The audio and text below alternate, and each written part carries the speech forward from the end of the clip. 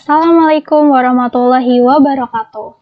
Halo teman-teman, bagaimana nih kabar kalian hari ini?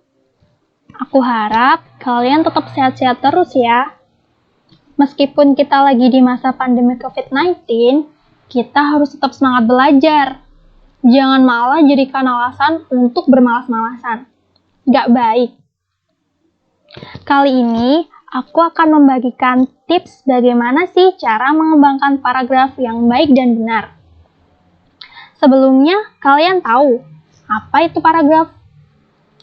Paragraf adalah suatu gagasan yang berbentuk serangkaian kalimat yang saling berkaitan satu sama lain. Nama lain dari paragraf itu sendiri adalah wacana mini.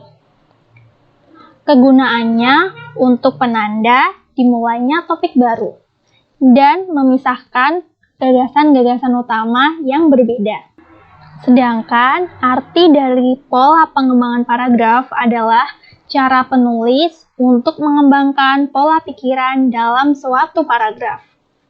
Langsung saja, saya akan berikan 8 pola pengembangan paragraf yang bisa kalian terapkan.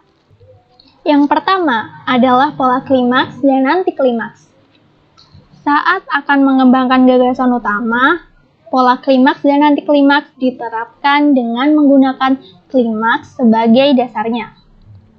Artinya, gagasan utama dijelaskan dengan menggunakan gagasan yang kedudukannya lebih rendah hingga kedudukannya lebih tinggi.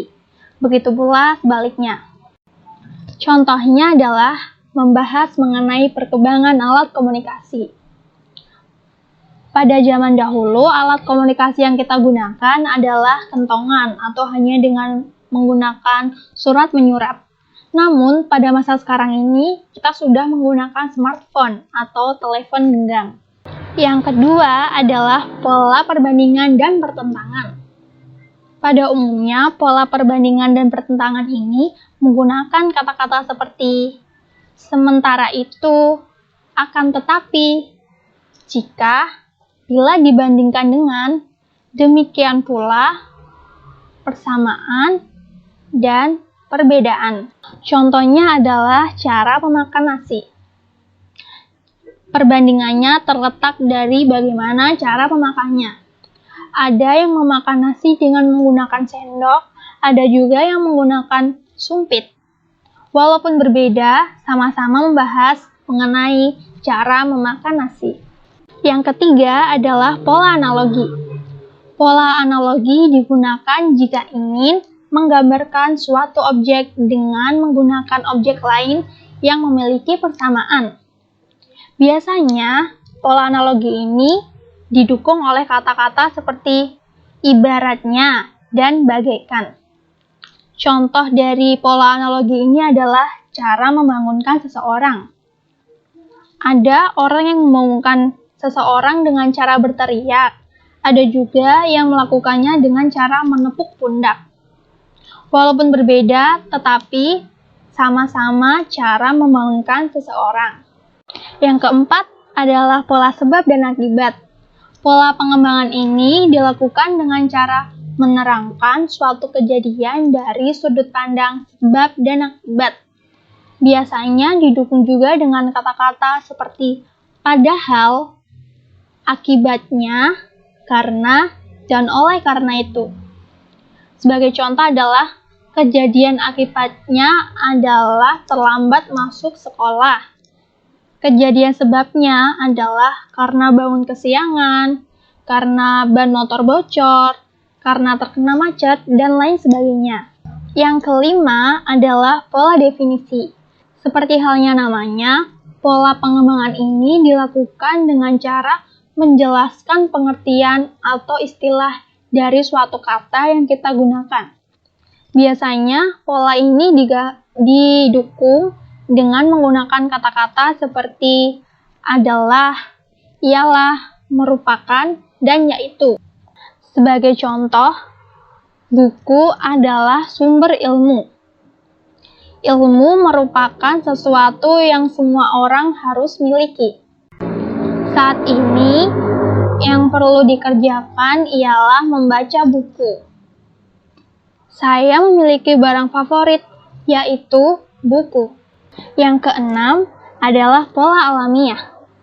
Pola alamiah menggunakan pola yang sudah ada dari referensi atau kajian yang sedang kita lakukan. Pola ini terbagi atas dua. Yang pertama adalah spasial dan kedua adalah kronologis. Pola spasial adalah penggambaran urutan depan ke belakang, sedangkan kronologis adalah penggambaran urutan peristiwa satu ke peristiwa yang lain. Yang ketujuh adalah pola definisi luas. Pola pengembangan ini dilakukan untuk menjelaskan tentang ide yang abstrak dan terminologi yang bisa membuat konflik dan membutuhkan penjabaran lebih lanjut. Biasanya, pola ini untuk menjelaskan sinonim suatu hal, juga dipakai untuk mendefinisikan suatu wujud atau rupa. Yang kedelapan atau yang terakhir adalah pola generalisasi. Pola pengembangan ini berguna sebagai kesimpulan dari logika yang bersumber dari informasi dan fenomena yang awalnya bersifat khusus lalu bersifat umum.